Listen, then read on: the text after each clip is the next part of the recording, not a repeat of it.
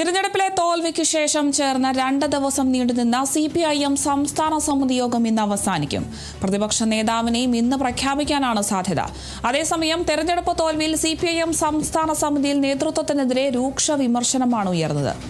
വിവരങ്ങളുമായി അതുല്യ രാമചന്ദ്രനാണ് ചേരുന്നത്. അതുല്യ, ഇന്നിപ്പോൾ മുഖ്യനെ തിരഞ്ഞെടുക്കുകയാണ്. അപ്പോൾ തന്നെ പ്രതിപക്ഷ നേതാവിനെയും പ്രഖ്യാപിക്കാനൊരു സാധ്യതയൊക്കെ ഉണ്ട്. അതേസമയം കഴിഞ്ഞ ദിവസങ്ങളിലൊക്കെ തന്നെ തിരഞ്ഞെടുപ്പിലേറ്റ തോൽവിയെപ്പറ്റി ചർച്ച ചെയ്യാനായി സംസ്ഥാന സമിതി യോഗമൊക്കെ ചേർന്നിരുന്നു. എന്തായാലും എന്തൊക്കെ വിമർശനങ്ങളാണ് ഈ ഒരു സമിതിയിൽ ഉണ്ടായിരുന്നത്? എന്താണ് പ്രധാനമായും ഇത്തരത്തിൽ നിയമസഭയിൽ തോൽക്കാൻ ഒരു പ്രധാന കാരണമായി CPM ഉയർത്തുന്നത്? വിവരങ്ങൾ എങ്ങനെയാണ്? അരുണിമ, കേരളത്തിലെ മുഖ്യമന്ത്രി ചർച്ചകൾ അനന്തമായി നീണ്ടുപോയിരുന്നതിനൊപ്പം തന്നെ പ്രതിപക്ഷ നേതാവിനെ പ്രഖ്യാപിക്കാത്തതിലും ചില കോണുകളിൽ നിന്ന് വിമർശനം ഉയർന്നു വന്നിരുന്നു.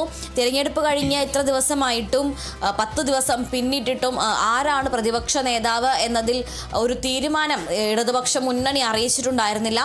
പിണറായി വിജയൻ മാറി നിന്നേക്കും, KN ബാലഗോപാലനായിരിക്കും പ്രതിപക്ഷ നേതാവ് സ്ഥാനത്തേക്ക് ഒരു സാധ്യത എന്നായിരുന്നു ആദ്യത്തെ ഒരു നിഗമനമെങ്കിലും പിന്നീട് പലതവണയായി പല നേതാക്കൾ, അതായത് LDFന്റെ കൺവീനർ TP രാമകൃഷ്ണൻ അടക്കം നടത്തിയ പത്രസമ്മേളനങ്ങളിൽ പിണറായി മാറി നിൽക്കേണ്ട ആവശ്യമില്ല, അല്ലെങ്കിൽ പിണറായി വിരുദ്ധ വികാരമല്ല ഉള്ളത്, മറിച്ച് പല ഭാഗങ്ങളിൽ നിന്നും ഉണ്ടായ ഒരു വീഴ്ചയാണ്. അതുകൊണ്ട് ഈ കുറ്റങ്ങളെല്ലാം പിണറായിയുടെ അല്ലെങ്കിൽ പിണറായി വിജയൻ്റെ ഉത്തരവാദിത്തം മാത്രമായി എടുക്കേണ്ടതില്ല എന്നുള്ള രീതിയിൽ പല പരാമർശങ്ങളും നടത്തിയിരുന്നു. അതിനാൽ തന്നെ ഒരുപക്ഷെ പിണറായി വിജയൻ തന്നെ ആയിരിക്കും പ്രതിപക്ഷ നേതാവ് എന്നുള്ള ഒരു സാധ്യതയിലേക്കും ഇപ്പോൾ കാര്യങ്ങൾ എത്തി നിൽക്കുന്നുണ്ട്. പിണറായി തന്നെയാണ് നേതാവ്, അല്ലെങ്കിൽ പിണറായി തന്നെ നയിക്കണം എന്നുള്ള ചില ആവശ്യങ്ങൾ ചില ഘടകങ്ങളിൽ നിന്നും ഉയർന്നു വന്നിരുന്നു. അപ്പോൾ അതുകൊണ്ടൊക്കെ തന്നെ പ്രതിപക്ഷ നേതാവാകുക ഒരുപക്ഷെ പിണറായി തന്നെ തുടരും എന്നുള്ള ഒരു സൂചന ലഭിക്കുന്നുണ്ട്. എന്തായാലും ഇവർ പറഞ്ഞിരുന്നത് UDF മുഖ്യമന്ത്രിയെ പ്രഖ്യാപിക്കുന്നതിനൊപ്പം തന്നെ തങ്ങൾ ഇത്തരത്തിൽ പ്രതിപക്ഷ നേതാവിനെയും പ്രഖ്യാപിക്കും എന്നുള്ളതാണ് അറിയിച്ചിരുന്നത്. എന്തായാലും സർക്കാർ രൂപീകരിച്ചിട്ടില്ല, സത്യപ്രതിജ്ഞ നടന്നിട്ടില്ല, എന്തിനേറെ കോൺഗ്രസിൻ്റെ ഒരു മന്ത്രിയെ പോലും ഇതുവരെയും തീരുമാനിച്ചിട്ടില്ല. ആ ഒരു സാഹചര്യത്തിൽ അതെല്ലാം ഒരു തീരുമാനമാകട്ടെ, പ്രതിപക്ഷ നേതാവിനെ ഞങ്ങൾ തീരുമാനിച്ചിട്ടുണ്ട്, അത് പ്രഖ്യാപിക്കേണ്ട താമസമേ ഉള്ളൂ എന്നുള്ളതാണ് CPIM നൽകിയിരുന്ന ഒരു മറുപടി എന്ന് പറയുന്നത്. ഇടതുപക്ഷത്തിനുള്ളിൽ അങ്ങനെ കൂടുതൽ ആലോചനകൾക്കോ അല്ലെങ്കിൽ ആശയക്കുഴപ്പങ്ങൾക്കോ ഒന്നും സ്ഥാനമില്ല. പ്രതിപക്ഷ നേതാവിനെ എല്ലാം തീരുമാനിച്ചിട്ടുണ്ട്, അത് പുറത്തു വിടാത്തതാണ്. അത് മുഖ്യമന്ത്രിയുടെ പ്രഖ്യാപനത്തിന് ശേഷം തന്നെ പ്രതിപക്ഷ നേതാവിനെയും പ്രഖ്യാപിക്കുമെന്നാണ് അറിയിച്ചിരുന്നത്. എന്തായാലും ഇന്നിപ്പോൾ മുഖ്യമന്ത്രി ആരാണ് എന്നതിൽ പ്രഖ്യാപനം ഉണ്ടാവാൻ പോവുകയാണ്. മാത്രമല്ല 2 ദിവസമായി നടന്നു വന്നിരുന്ന CPIM സംസ്ഥാന സമിതി യോഗവും ഇന്ന് തിരുവനന്തപുരത്ത് സമാപിക്കുകയാണ്. അപ്പോൾ അതിനോടൊപ്പം തന്നെ പ്രതിപക്ഷ നേതാവ് ആരാണ് എന്ന പ്രഖ്യാപനവും ഇന്ന് തന്നെ ഉണ്ടായേക്കും എന്നാണ് കരുതുന്നത്. മറ്റൊരു പ്രധാനപ്പെട്ട കാര്യം, തിരഞ്ഞെടുപ്പിലേറ്റ വലിയ പരാജയം, ഒട്ടും ഒരു പരാജയം പ്രതീക്ഷിച്ചിരുന്നുവെങ്കിൽ പോലും ഇത്ര വലിയ മാർജിനിലുള്ള ഒരു പരാജയം എന്ന് പറയുന്നത് വലിയ തിരിച്ചടി തന്നെയായിരുന്നു. അത് ചർച്ച ചെയ്യുന്നതിനും അതുപോലെ തന്നെ എവിടെയെല്ലാമാണ് തിരുത്തേണ്ടത്, എവിടെയെല്ലാമാണ് മാറ്റങ്ങൾ വരുത്തേണ്ടത് തുടങ്ങിയ കാര്യങ്ങൾ ചർച്ച ചെയ്യുന്നതിനായാണ് 2 ദിവസത്തെ ഈ ഒരു യോഗം ചേർന്നത്. CPIയും സമാനമായ രീതിയിൽ യോഗം ചേർന്നിരുന്നു. എന്തായാലും ഈ 2 ദിവസത്തെ യോഗത്തിൽ വലിയ രീതിയിലുള്ള വിമർശനങ്ങളാണ് പാർട്ടി നേതൃത്വത്തിന് നേരെ ഉയർന്നു വന്നത്. പല കാര്യങ്ങളിലും സംഘടനാ തലത്തിൽ വീഴ്ചയുണ്ടായി, അടിമുടി തിരുത്തലുകൾ ആവശ്യമാണ് എന്നിങ്ങനെ വലിയ രീതിയിൽ പല പാർട്ടി ഘടകങ്ങളും വിമർശനങ്ങൾ ഉന്നയിച്ചിട്ടുണ്ട്. പ്രധാനപ്പെട്ട ഒരു കാര്യം എന്ന് പറയുന്നത് കണ്ണൂരിലെ വിമതരുടെ നീക്കങ്ങൾ, അല്ലെങ്കിൽ കണ്ണൂരിൽ അത്തരത്തിലൊരു വിമത നീക്കത്തിനുള്ള സാധ്യത തിരിച്ചറിയാൻ പോലും പാർട്ടിക്ക് കഴിഞ്ഞില്ല എന്നുള്ളതാണ്.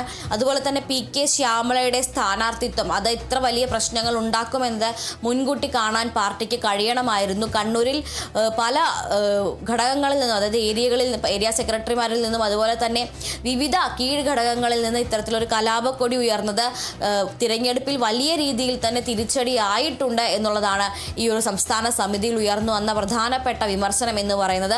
കണ്ണൂരിൽ മാത്രമല്ല, മറ്റ് നാട്ടികയിലും അതുപോലെ തന്നെ G സുധാകരൻ്റെ കാര്യത്തിലും എല്ലാം തന്നെ ഇടതുപക്ഷത്തിനെതിരായി ഇത്തരത്തിലുള്ള ഒരു ആരോപണങ്ങൾ, ഇത്തരത്തിലുള്ള വിമത നീക്കങ്ങൾ, പാർട്ടിയിൽ നിന്ന് പുറത്തു പോവലുകൾ, ഇതെല്ലാം തന്നെ തിരഞ്ഞെടുപ്പിനെ ബാധിച്ചിട്ടുണ്ട്. മൊത്തമായി ഇടതുപക്ഷത്തിൻ്റെ പ്രതിച്ഛായയ്ക്ക് വലിയ രീതിയിൽ ഒരു കോട്ടം ഉണ്ടാക്കാൻ ഇവയ്ക്ക് കഴിഞ്ഞിട്ടുണ്ട് എന്നുള്ളതാണ് ഒരു വിമർശനം. അതുപോലെ തന്നെ പി.കെ. ശ്യാമളയുടെ സ്ഥാനാർത്ഥിത്വം പാടില്ലായിരുന്നു, അത് ഇത്ര കടുംപിടുത്തം പിടിച്ച് ആ ഒരു സ്ഥാനാർത്ഥിത്വം കൊണ്ടുവരേണ്ട ആവശ്യമില്ലായിരുന്നു എന്നുള്ളൊരു വിമർശനവും ഉയർന്നു വന്നിട്ടുണ്ട്. മാത്രമല്ല സംഘടനാ തലത്തിൽ അടിമുടി അഴിച്ചുപണികൾ വേണം എന്ന് തന്നെയാണ് ഇപ്പോൾ ഈ ഒരു വിമർശനം അല്ലെങ്കിൽ ഈ റിപ്പോർട്ടിൽ പരാമർശം ഉയർന്നിരിക്കുന്നത്. നേരത്തെ തന്നെ കണ്ണൂരിലെ നേതൃത്വത്തെ മാറ്റണം, കെ രാഗേഷിനടക്കമെതിരെ പോസ്റ്ററുകളും ഫ്ലക്സുകളും വന്നിരുന്നു. പി ജയരാജനെ തിരിച്ച നേതൃത്വത്തിലേക്ക് കൊണ്ടുവരണം എന്നിങ്ങനെയുള്ള ആവശ്യങ്ങൾ ഉയർന്നിരുന്നു. ഇപ്പോൾ അതിൻ്റെ തന്നെ ഒരു എക്സ്റ്റൻഷനാണ് ഈ ഒരു യോഗത്തിലും ഉയർന്നത്. അതായത് നേതൃത്വത്തിൽ വലിയ രീതിയിലുള്ള മാറ്റങ്ങൾ വരുത്തണം, തിരുത്തുകൾ അവിടെ നിന്ന് തുടങ്ങണം. സംഘടനാ സംവിധാനത്തിൽ മുഴുവൻ വീഴ്ചകൾ ഉണ്ടായിട്ടുണ്ട്, അത് വീണ്ടും ഒരു പുനഃപരിശോധനയ്ക്ക് വിധേയമാക്കിക്കൊണ്ട് സംഘടനാ സംവിധാനത്തെ മൊത്തത്തിൽ ഒരു പുനഃപരിശോധനയ്ക്ക് വിധേയമാക്കിക്കൊണ്ട് മറ്റാളുകളെ നേതൃത്വത്തിലേക്ക് കൊണ്ടുവരണം, അഴിച്ചുപണികൾ നടത്തണം എന്ന് തന്നെയാണ് ഈ ഒരു യോഗത്തിൽ വിമർശനം ഉണ്ടായിരിക്കുന്നത്. എന്തായാലും ഇന്ന് ഈ ഒരു യോഗം സമാപിക്കാനിരിക്കെ പാർട്ടി നേതൃത്വത്തിന് മുൻകാലങ്ങളിൽ നിന്ന് വ്യത്യസ്തമായി വലിയ രീതിയിൽ വലിയൊരു വിഭാഗത്തിൽ നിന്ന് തന്നെ ഇത്തരത്തിൽ തുറന്ന വിമർശനം ഉണ്ടായിരിക്കുന്നു എന്നുള്ളത് CPIM-നെ സംബന്ധിച്ചിടത്തോളം വലിയൊരു ആത്മപരിശോധന നടത്തേണ്ടി വരും എന്നതിൻ്റെ തെളിവ് തന്നെയാണ്. പ്രതിപക്ഷ നേതാവിനെ ഇന്ന് മുഖ്യമന്ത്രി പ്രഖ്യാപനം ഉണ്ടായ ഉടൻ തന്നെ പ്രതിപക്ഷ നേതാവിനെയും പ്രഖ്യാപിക്കും എന്ന് തന്നെയാണ് പ്രതീക്ഷിക്കുന്നത്. ശരി, വ്യക്തമാണ്. എന്തായാലും തിരഞ്ഞെടുപ്പിലെ തോൽവിക്ക് ശേഷം 2 ദിവസം നീണ്ടുനിന്ന CPM സംസ്ഥാന സമിതി യോഗം ഇന്ന് അവസാനിക്കുകയാണ്. പ്രതിപക്ഷ നേതാവിനെയും ഒക്കെ ഇന്ന് പ്രഖ്യാപിക്കാനുള്ള സാധ്യതയാണ് മുന്നിൽ കാണുന്നത്. എന്തായാലും മുഖ്യനെ തിരഞ്ഞെടുത്തതിന് ശേഷം മാത്രമായിരിക്കും പ്രതിപക്ഷ നേതാവ് ആരാണ് എന്നതിലൊരു തീരുമാനമുണ്ടാകുക. എന്തായാലും തിരഞ്ഞെടുപ്പ് തോൽവിയിൽ CPIM സംസ്ഥാന സമിതിയിൽ നേതൃത്വത്തിനെതിരെ വലിയ രീതിയിൽ വിമർശനങ്ങളൊക്കെ ഉയർന്നിട്ടുണ്ട്. എന്തായാലും ഇന്ന് മുഖ്യമന്ത്രിയെ തിരഞ്ഞെടുക്കുന്നതോടുകൂടി തന്നെ പ്രതിപക്ഷ നേതാവിനെയും തിരഞ്ഞെടുക്കുന്നതാണ്. കൂടുതൽ വിവരങ്ങൾ നൽകിയത് അതുല്യ രാമചന്ദ്രനാണ്.